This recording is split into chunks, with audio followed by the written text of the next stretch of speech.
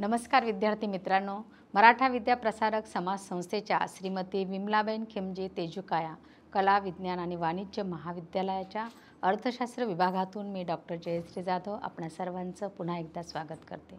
विद्यार्थी मित्रांनो, FY BComचा जो सिलेबस आहे सेमिस्टर सेकंडचा सावित्रीबाई फुले पुणे विद्यापीठाने जो सिलेबस फ्रेमवर्क केलेला आहे तुमच्या प्रगतीसाठी, तुमच्या भावी उज्ज्वल आयुष्यासाठी, तुम्ही चांगले बिझनेसमॅन बनावं, तुम्ही अर्थव्यवस्थेमध्ये चांगला हातभार लावावा आणि अनेकांना रोजगार द्यावा, जेणेकरून तुम्हाला त्यातले बारकावे समजतील असा हा तुम्हाला सिलेबस फ्रेमवर्क केलेला आहे।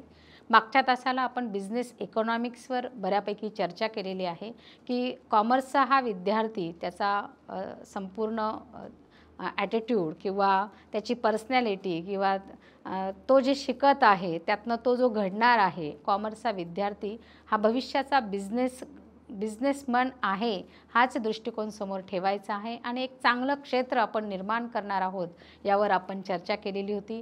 आज आपण सावित्रीबाई फुले पुणे विद्यापीठाने सेकंड सेमिस्टरसाठी बिझनेस इकॉनॉमिक्स, अर्थशास्त्रामध्ये बिझनेस इकॉनॉमिक्स जो सिलेबस दिलेला आहे त्याच्यावर चर्चा करणार आहोत। त्यामध्ये जेव्हा सिलेबस आपण अभ्यासतो हा सिलेबस बिझनेस इकॉनॉमिक्स पण मायक्रो लेवल, सूक्ष्म दृष्टीने, अंश दृष्टीने, म्हणजे सूक्ष्म लक्षी अर्थशास्त्र, अंश लक्षी अर्थशास्त्र त्याला म्हटलं जातं किंवा मायक्रो इकॉनॉमिक्स त्याला म्हटलं जातं। तर बिझनेस इकॉनॉमिक्समध्ये पण मायक्रो लेवलचा तुम्हाला स्टडी करायचा आहे की छोट्या छोट्या गोष्टी, लहान लहान बाबी, एक उद्योजक म्हटल्यानंतर त्याला संपूर्ण मायक्रो लेवलवर कसा स्टडी करायचा असतो आणि तो त्या दृष्टीने कसा घडत जातो याचे संपूर्ण बारकावे या सिलेबसमध्ये दिसून येतात। तर प्रत्येक भाग बघत असताना तुमच्यासाठी जो सिलेबस दिलेला आहे त्याच्यामध्ये आहे पहिलं युनिट जे आहे खर्च आणि प्राप्ती, कॉस्ट आणि रेव्हेन्यू आहे।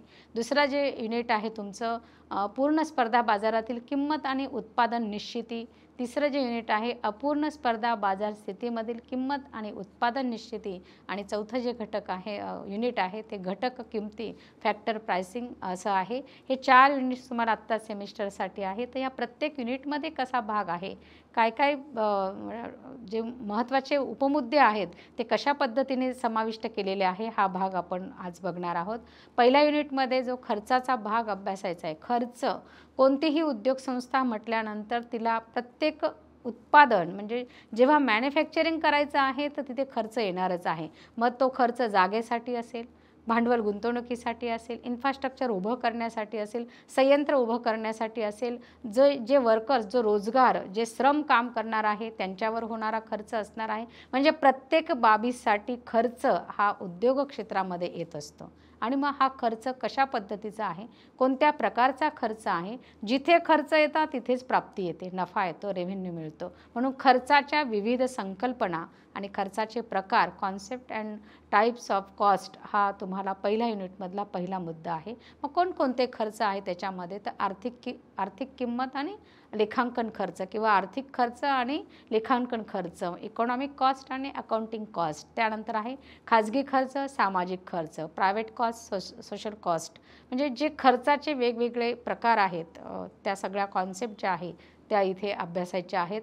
वास्तविक खर्च ॲक्च्युअल कॉस्ट आहे, संधी खर्च ऑपॉर्च्युनिटी कॉस्ट आहे, व्यक्त होणारा खर्च, अव्यक्त होणारा खर्च, वाढीव खर्च, बुडीत खर्च, स्थिर खर्च, बदलता खर्च, हे सगळे खर्चाचे प्रकार आहेत। पण यामध्येही ज्या अर्थशास्त्राच्या दृष्टीने जे महत्त्वाचे खर्च अभ्यासायचे आहे, ज्याच्यावर जास्त फोकस करायचा आहे, जे खर्च अधिक चांगले समजून घ्यायचे आहे त्याच्यामध्ये एकूण खर्च, सरासरी खर्च, म्हणजे आधीचे पण खर्च अभ्यासायचे आहेच, ते सगळेच खर्च कोणकोणते आहेत हे आपण बघणारच आहोत। पण तरीही जेव्हा एखादी उद्योग संस्था उभी राहते त्यासाठी येणारे महत्त्वाचे जे खर्च आहे, एकूण खर्च, सरासरी खर्च आणि सीमांत खर्च आहे। तर टोटल कॉस्ट, ॲव्हरेज कॉस्ट आणि मार्जिनल कॉस्ट यांच्यामधला जो संबंध आहे तो कशा पद्धतीचा आहे तेही बघायचं आहे। खर्च वक्रांचे वर्तन म्हणजेच जेव्हा अल्पकाळातले खर्च आणि दीर्घकाळातले खर्च हा भाग बघणार आहोत। हे थोडं किचकट वाटेल तुम्हाला, पण समजून घेतल्यानंतर खर्च वक्रांचे आकार बघितल्यानंतर कळेल की अरे उद्योग संस्थेला अशा पद्धतीचा खर्च असतो आणि तो अशा पद्धतीने आकार घेत जातो आणि उद्योग संस्था वाढत जाते। खर्च जसजसा होत जातो तसतसा खर्च घटत जातो, म्हणजे खर्चाचा भाग स्थिर खर्च जेव्हा आपण बघू तेव्हा खर्च एकदा केल्यानंतर नंतर उद्योग संस्थेला प्रॉफिटच मिळत असतो, नफाच होत असतो. मग ते स्थिर खर्चातनं बदलत्या खर्चात कसं जातो आपण आणि खर्च वक्रांचे वर्तन कशा पद्धतीचे आहे ह्या पहिल्या युनिट्समध्ये अभ्यासायचं आहे. त्यामध्ये प्राप्तीच्या संकल्पना, खर्च म्हटल्यानंतर प्राप्ती, जसं एकूण खर्च आहे तसं एकूण प्राप्ती आहे. म्हणजे एकूण होणारा नफा उद्योग संस्थेला, मग किती खर्च केलेला आहे, त्यातनं किती उत्पादन मिळालेलं आहे, बाजारपेठेत त्याला किती किंमत मिळालेली आहे, एकूण प्राप्ती किती मिळत आहे. जसा सरासरी खर्च आहे तसाच सरासरी प्राप्ती पण आहे, ॲव्हरेज रेव्हेन्यू पण आहे. जसा सीमांत खर्च आहे तसा सीमांत प्राप्ती पण आहे. म्हणजे खर्चाच्या जशा संकल्पना आहे ज्या समजून घ्यायच्या आहे तशा प्राप्तीच्याही संकल्पना ह्या समजून घ्यायच्या आहे. जेव्हा एकूण खर्च म्हणतो तो उद्योग संस्थेला येणारा खर्च आणि एकूण प्राप्ती म्हणतो तो उद्योग संस्थेला त्या खर्चातनं जे उत्पादन निर्माण केलेलं आहे, जे मॅन्युफॅक्चरिंग केलेलं आहे, मार्केटमध्ये त्यांना किंमत मिळालेली आहे, खर्च जाऊन उरलेला जो भाग आहे तो एकूण प्राप्तीचा येतो. सरासरी खर्च संपूर्ण उद्योग संस्थेला आलेला खर्च आणि संपूर्ण उद्योग संस्थेला मिळालेली प्राप्ती. सीमांत खर्च उत्पादन प्रक्रियेमध्ये शेवटचा नग अधिक वाढवल्याने येणारा खर्च, ज्या खर्चाची भर पडते तो सीमांत खर्च, आणि जे उत्पादन होतं असा शेवटचा नग बाजारपेठेत विक्री केल्यानंतर त्या वस्तूपासून मिळणारी जी प्राप्ती आहे ती असते सीमांत प्राप्ती, मार्जिनल रेव्हेन्यू. असे हे खर्च आणि प्राप्तीचे भाग आहेत पहिल्या युनिटमध्ये. दुसरं जे युनिट आहे त्याच्यात पूर्ण स्पर्धा आणि बाजारातील किंमत आणि उत्पादन निश्चिती आहे. म्हणजे pricing under perfect market conditions काय आहे, त्यातनं उद्योग संस्थेला मिळणारी किंमत आणि उत्पादन याचं कुठेतरी संतुलन हे साध्य करायचं असतं. मग त्यासाठी येणारे त्यातले जे भाग आहे, शुद्ध स्पर्धा, त्याचा मीनिंग काय आहे, त्याचे वैशिष्ट्ये काय आहे. शुद्ध स्पर्धा, आज बाजारपेठेत शुद्ध स्पर्धा जरी दिसत नसली तरी शुद्ध स्पर्धा आणि पूर्ण स्पर्धा यांचं एकत्रीकरण करून काही त्यातले भाग हे अपूर्ण स्पर्धेमध्ये जातात आणि मग अपूर्ण स्पर्धा आज रिअल फॅक्टमध्ये जी मार्केटमध्ये आपण त्यातले अनेक सारे भाग बघत आहोत. हे सगळे प्रकरणं जे आहे अतिशय इंटरेस्टिंग असे आहेत. जसं तुम्हाला अर्थशास्त्र एक एक टप्पा पुढे जाईल तशी त्याच्यात आवड निर्माण होत जाते आणि पूर्ण स्पर्धेत हे आहे तर अपूर्ण स्पर्धेमध्ये हे आहे. त्यातनं आपल्याला प्रॉफिट करायचं आहे आणि मायक्रो लेवलवर हा सगळा स्टडी करायचा आहे. म्हणजे एक उद्योग संस्था असेल, त्या एका उद्योग संस्थेला येणारा खर्च, त्या उद्योग संस्थेने उत्पादनाचे घटक मिळवण्यासाठी केलेला जो खर्च आहे, त्यातनं मिळणारी प्राप्ती आहे. असं एक उद्योग संस्था किंवा एका उद्योग संस्थेचा मालक ज्या पद्धतीने उद्योग संस्थेची ग्रोथ घडवून आणत असतो तो अभ्यास म्हणजे मायक्रो लेवलवरचा हा अभ्यास आहे. पूर्ण स्पर्धेची वैशिष्ट्ये, मग इथे एकच एक असंख्य ग्राहक असंख्य विक्रेते, पूर्ण स्पर्धेची काही वैशिष्ट्ये म्हणजे पहिली 3 वैशिष्ट्ये जी आहे तिचा विचार जास्त केला जातो. असंख्य ग्राहक असंख्य विक्रेते आज बाजारपेठेमध्ये आपल्याला दिसून येतात. एकच एक किंमत आहे, म्हणजे कुठलंही एक प्रॉडक्ट घेतल्यानंतर, म्हणजे कोलगेट हे प्रॉडक्ट घेतलेलं आहे तर ते कुठल्याही बाजारपेठेत गेल्यानंतर त्याची किंमत एकच एक असते.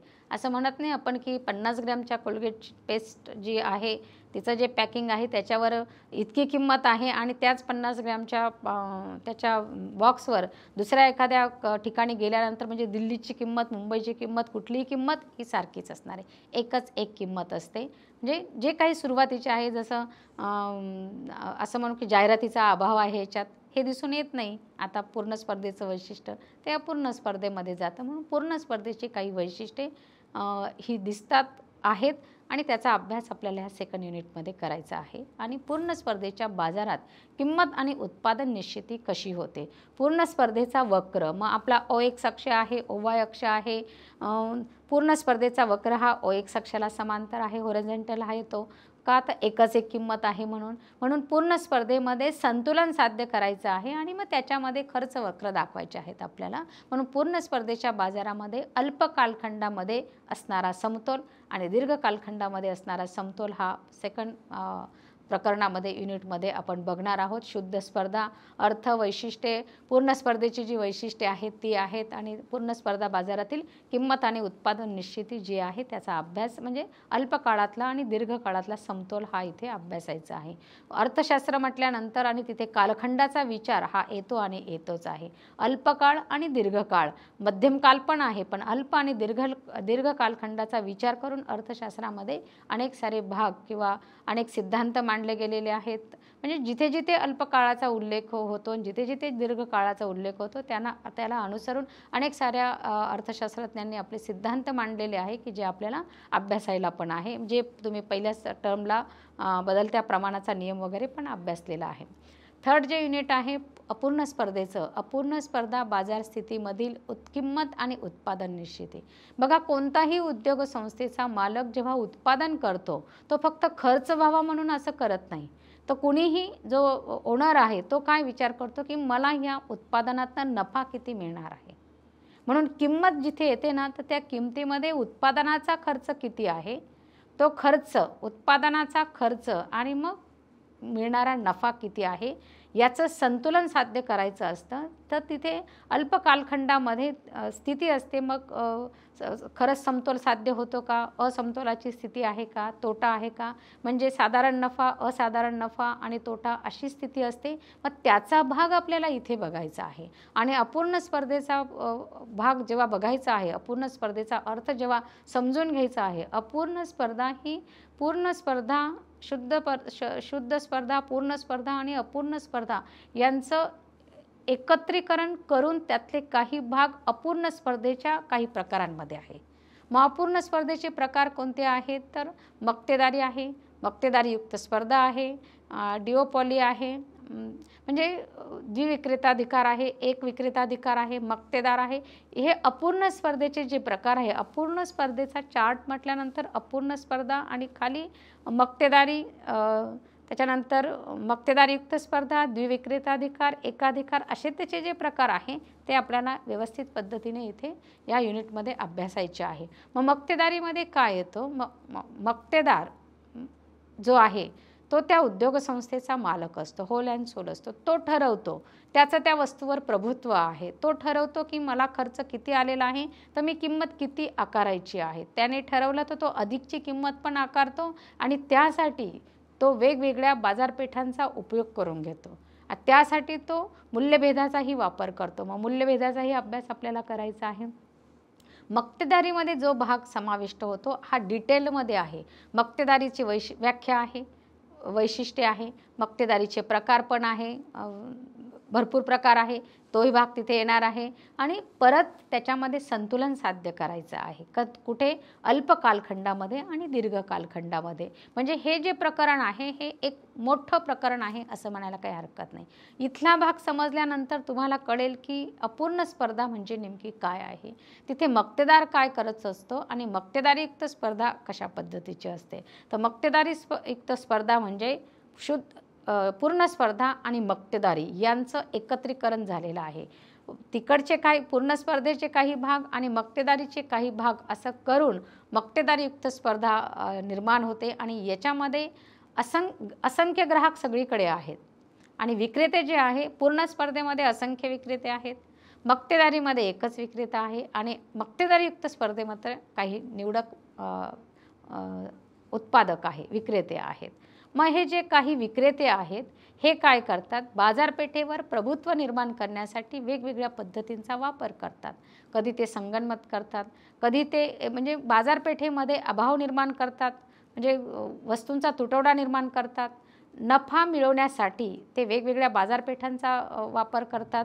मक्तेदारही तसाच करतो. म्हणजेच मक्तेदारीयुक्त स्पर्धा त्यांची वैशिष्ट्ये कोणकोणती आहे आणि मक्तेदारीयुक्त स्पर्धेमध्ये समतोल कसा साध्य करायचा आहे हे आपल्याला इथे अभ्यासायचं आहे. म्हणजे तिसरं जे युनिट आहे तेही तेवढंच महत्त्वाचं आहे. इथेही अनेक साऱ्या डायग्राम्स आहे. त्या डायग्राम्समध्ये खर्च वक्र आहे, प्राप्ती वक्र आहे. दोन्ही अक्षांवर म्हणजे OX अक्ष आणि OY अक्षांवर त्यांची जी ठिकाणं दिलेली आहेत, अक्षांवर जे मांडलेलं आहे हे व्यवस्थित पद्धतीने समजून घेतल्यानंतर त्या आकृत्या सोप्या होत जातात. पण त्यासाठी सगळे भाग समजून घेणं तेवढंच महत्त्वाचं आहे. तिसऱ्याच प्रकरणामध्ये अल्प विक्रेताधिकार पण आहे. इथे एकदम बोटावर मोजण्या इतके काहीच विक्रेते आहेत की जे संगणमत पण करतात. मग याच्यामध्ये बरेच जास्त डिटेलमध्ये नाही, तुम्हाला फक्त अर्थ आणि वैशिष्ट्येच अभ्यास करायचा आहे. द्वयाधिकार, डिओपॉली म्हणजे इथे तर दोनच विक्रेते आहेत. मग त्यांची वैशिष्ट्ये काय असणार आहे, दोघांचं बाजारपेठेवर प्रभुत्व आहे. हे ते किंमत ठरवण्याचा अधिकार ह्या अपूर्ण स्पर्धेमध्ये त्या विक्रेत्याला आहे, म्हणजे त्या उद्योग संस्थेच्या मालकाला आहे.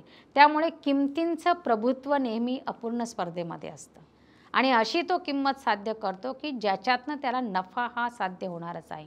कोणताही उद्योग संस्थेचा मालक नफा मिळवण्यासाठीच बाजारपेठेमध्ये उत्पादन सुरू करतो. असं कोणी म्हणणार नाही की मी जे उत्पादन करतो हे सगळं समाजासाठी आहे, मी फक्त खर्च करत राहील, असं कधी होणार नाही. तर म्हणून प्रत्येक खर्च केल्यानंतर उद्योगसंस्थेचा मालक नफा कसा प्राप्त होणार आहे याचाच विचार करणार आहे.